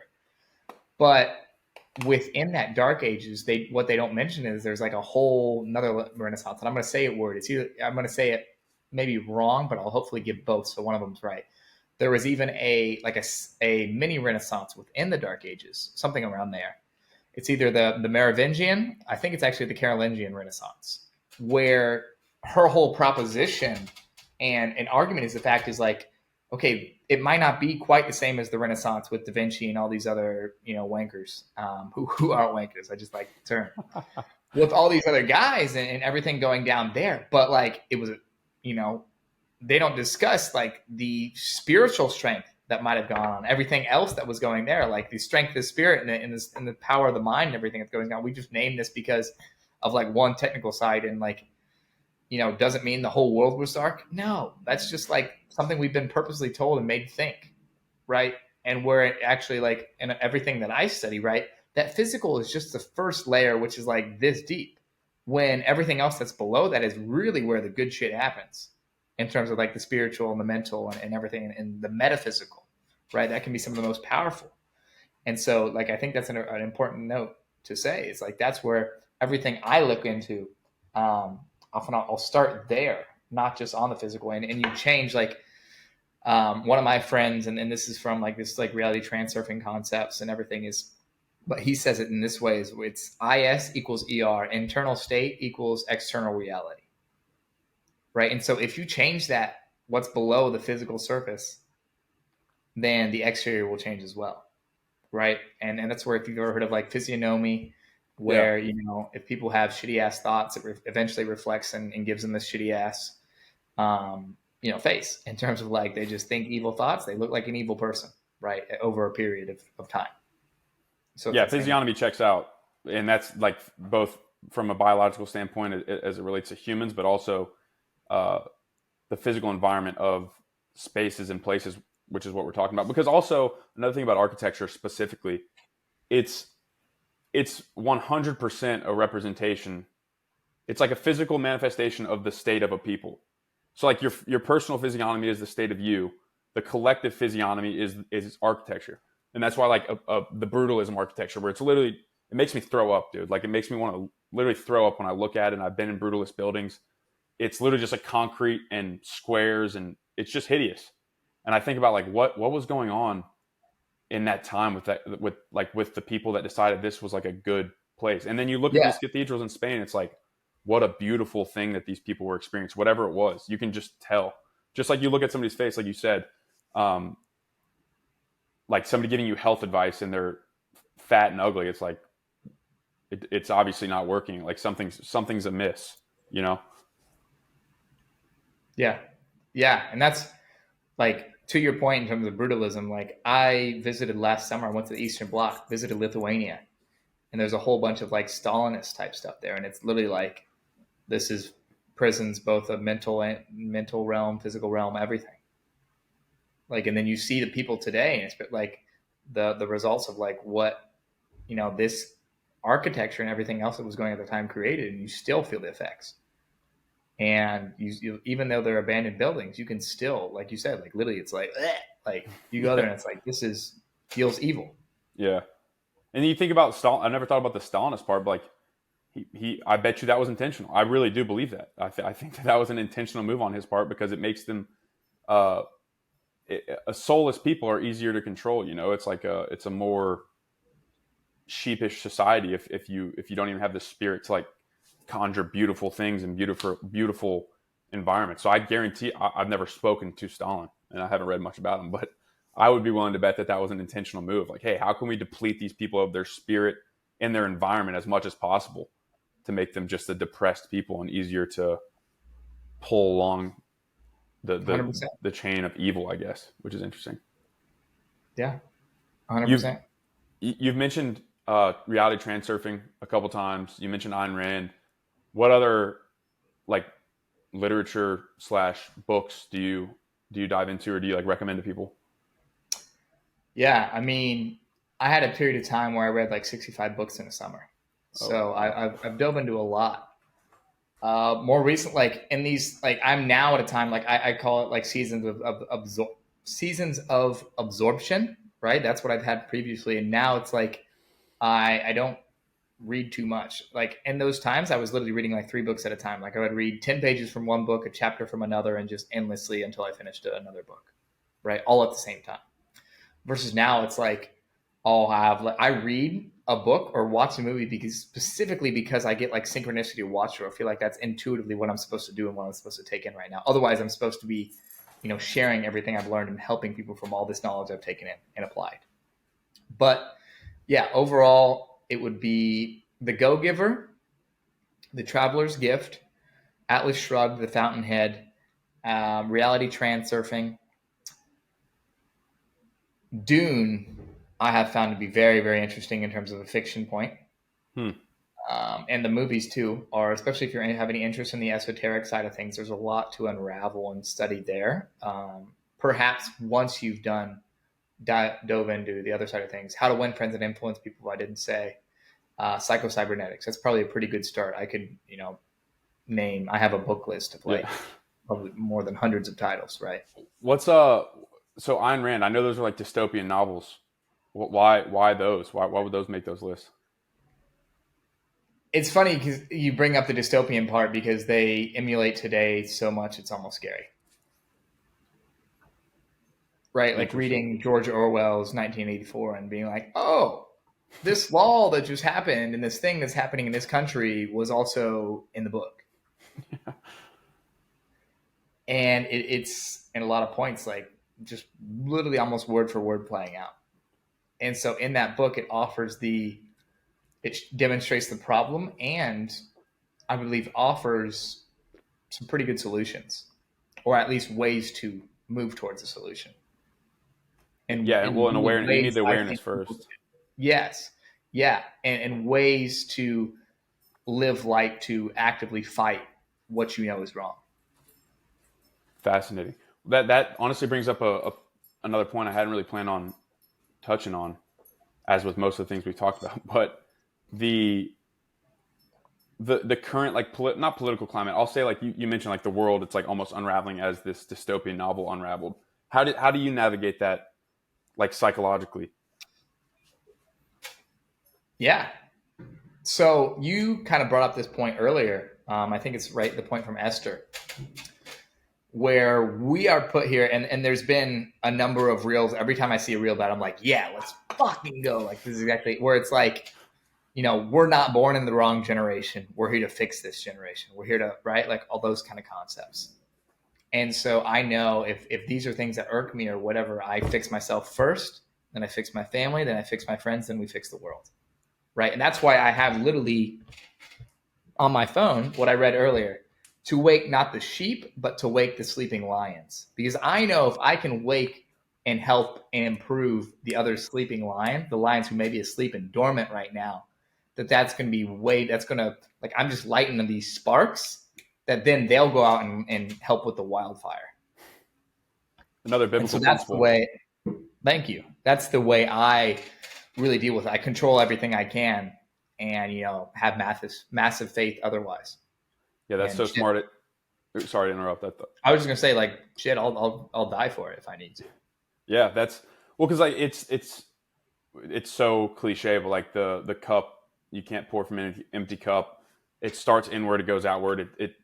It's actually it's cliche for a reason. It's very true. But the biblical principle of when Jesus goes to, I think it's Peter and I can't remember the other one, but he says, "I'll make you fishers of men, not Mm-hmm. fishermen. I'll make you fishers of men." It's the same deal. It's like, okay, you teach a man to fish. Um, if you catch a man a fish, then great. Like you have this guy's food. But if you wake up a sheep, perfect. That's awesome. But if you wake up other people who have the capability of waking other people up, it's this cascading effect. And that is an interesting point now that I think about it as it relates to like the Dark Ages and sort of the undertones spiritually of that and how they're almost necessary prerequisites for the Renaissance. Like you have to go through that. There's another, I keep bringing up biblical principles, but Jordan Peterson talks about this a lot. You don't leave tyranny and go straight to the promised land. You go through the desert. So you leave tyranny and you become lost. And then you have to be lost so that you can find and go to the promised land. Nobody in history has ever gone from complete tyranny to complete like ecstasy or promised land. So you need that bottom area. And perhaps, I don't know if we're in the lost area now. What are your thoughts on that now I say it out loud? Yeah, I mean, one of my friends was just talking about it. There's a specific word for it, but it's generally like 20-year cycles that we go through, and we're in like the third or fourth cycle out of five. But it's the whole like strong men create great times create weak men create hard times create strong men, right? So a little bit of that, I would say, or in between. Um, it almost like breaks that rule a little bit because I'd say we're creating some more strong men, right? But we're also going through and maybe on the front of more hard times too. Yeah. Or that's what, like, a concept we were talking about last night here at the house, and even this morning is like, and I just wrote this in a journal. It's like, everything I'm doing is not just for me, right? I'm doing this for generational. I'm doing to be the best in my bloodline, which is going to affect the world now. But then in terms of like, it's one of these another cliches that's really good is like the world is a better place when you're planting trees for that you won't see grow, right? That you won't be able to go under the shade for. And it's like, dude, like even in a digital standpoint, that's what we're doing, right now because, my great great great grandson likely will have the ability one way or another to see some sort of my digital footprint, I would imagine. Yeah. Yeah, that's another good point. Like, what's that footprint going to be from a digital standpoint? It's fascinating. The other, have you, this is kind of funny. I'm not sure your thoughts on cigarettes or anything, but I saw this one variation of that where it said, uh, cigarette cigarette men create good times create weed men create hard times create cigarette men. So it's Yeah, I think pretty I funny. think weed's pretty gay. Um, Definitely way more of a fan of cigarettes. Don't really like vapes. I would prefer people probably smoke cigarettes, especially if we're talking like organic tobacco, filterless, hand rolled, that kind of scenario. Like, I'm a fan. Yeah. So Have you yeah, ever smoked weed like habitually? I've never been a weed guy. never have. I saw some great friends in high school smoke themselves out, and friends in college. And I know they're like Andy Frizella, for example, one of my great mentors, like smokes weed all the time. I know, and there are other successful people who smoke lots of weed. And yeah, I do. Not a fan. Never did it. I just never wanted to touch it there. Yeah. It's interesting. I mean, that's another thing that Tucker Carlson says. He's like never he's sober completely. Like he doesn't drink alcohol. I'm not sure your thoughts on alcohol either, but he's like never take something that slows down time. It'll pass fast enough, or something to that effect, which is interesting. But yeah, I'm fully on the wave of like the one thing intuitively. Like you think about looking at things from just like a completely intuitive standpoint. The science of like testosterone increasing from tobacco, or like 5 alpha reductase being inhibited, and so less estrogen, whatever you want to do, which there is scientific research to back. I think about it from a perspective of like historically who we perceive as great men, and the list is like is so long, from U.S. presidents, U.S. military leaders, European military leaders, American Indian leaders, so many people. They all, or not they all, many of them smoked some sort of tobacco or something in that family habitually. And so for Yeah, me, like I'm that's like, what. okay, that's something to look into. There's even the quote from either C.S. Lewis or Tolkien where they say like they mark a trait of an evil person is not wanting to smoke. Funny enough. And who's that? What is it? Justin Liao is definitely on the side of smoking, but you're in the Twitter space. You know Deja Vu, right? Like Yeah, Deja Vu is a pretty big proponent for smoking. yeah, Testosterone, not testosterone. Smoking, not testosterone, but smoking tobacco. yeah. Smoking straight TRT. That'd be Yeah, interesting. that's one way to take it in. I'm But Go yeah, ahead. I'm just curious. Do you know um, what that C.S. Lewis or Tolkien, like what their perspective of that, like why they said that? Do you know have any further I haven't insight into reached that? into it. I mean, I could, give my own perspectives, I guess, and what I've seen. But in terms of spiritual sort of things, if we go like super esoteric, almost schizo level, like generally bad spiritual things do not like tobacco, interestingly enough. Um, and I've dealt with that personally and recognize that is true. Um, I think generally things that happen when smoking tobacco in a proper sense, as in not ripping ciggies in a trailer park, but engaging in kind of the age old ritual that's happened for a long time can be a positive moment of reflection. And yeah, I don't know. Like you could even say like, oh, like people who don't want to smoke don't want to engage with other people. Da, da, da, da. I couldn't tell you. Haven't done any research on why Yeah, they specifically say that, but I tend to agree with both of them. So yeah. The speaking of Aman Gadzi, I actually saw a video of him a while back talking about cigars, which I totally agree with. I've the first thing I ever did, like from a, I guess you could say, I don't know if tobacco is a drug, but like from an external perspective, was smoke cigars. Like my dad always had humidors and stuff, so like me and my buddies would sneak out and like think we're scandalous hitting a cigar. Um, but it's Iman Gadzhi was talking about how it's like a, if you smoke one by yourself, it's almost like a 45-minute reflection period or meditation in a way where you're you get the nicotinergic or nicotine effect, but you also have like this habitual or ritualistic effect of actually smoking, and then you're breathing, and it's just a calm environment. And then say you and we meet up in Spain, we smoke a cigar. It's a 45-minute contract for a conversation, which is so cool because there's a level of rapport being built because we're doing the exact same thing at the same time. And once again, the added benefits of it being a calm environment and nicotine. So yeah, it's like taboo to say nowadays. I mean, it's interesting how it comes full circle because like cigarettes used to be recommended by doctors. And I'm not saying that like modern cigarettes with fillers and fire retardant papers Yeah. and the chemical filters and all that stuff Chemical are and good all for you. that stuff. Yeah, organic hand rolled cigs with an organic plant fiber filter with organic paper. I see it as a pretty big win. As you mentioned, maybe not ripping them 3 or 4 packs a day or something at a trailer park, but you know what I'm saying. Yeah. Yeah. That's Agreed. awesome. Well, dude, I appreciate it. I mean, we're pushing that 2 hour mark. I've thoroughly enjoyed this. It's definitely lived up to the expectation. I knew you're an interesting cat from what I've heard and from what I see online, and can't thank you enough for taking the time, man. I value your insights. I got several things I've written down that I'm gonna look into. Awesome, brother. Yeah, deeply appreciate it. I'll text you afterwards too because I have some things, to ask you about and whatnot. Where really appreciated your perspectives, too. Been beyond pleased with this. Like I said, would be happy to come on again if that's something you're interested in. I love always looking for more opportunities here. But it's been a great pleasure. And great Yeah, meeting man. you too for the first time. It's always interesting, like meeting a person through this format rather than in person or whatever else. So I look forward to that in person moment too. Yeah, on that note, real quick. It is it's an interesting thing because like this is like my 75th or something episode. I've probably done half of them in person, and like the first couple minutes, like I feel like we have like a vibe now. I can like kind of tell. I just have a better understanding of who you are. We have more rapport, obviously, after spending close to 2 hours. But like that first couple minutes, especially on a virtual podcast, it's like, hey, nice to meet you. Here's a question. Here's a question about your life. It's just very unique. But I have a goal of mine with the podcast is to connect with everybody that I have on virtually in person at some point. So I very much so look forward to wherever it is. If I can catch you at some point around the globe, I look forward to maybe smoking a little cigar, hanging Yeah, out. dog.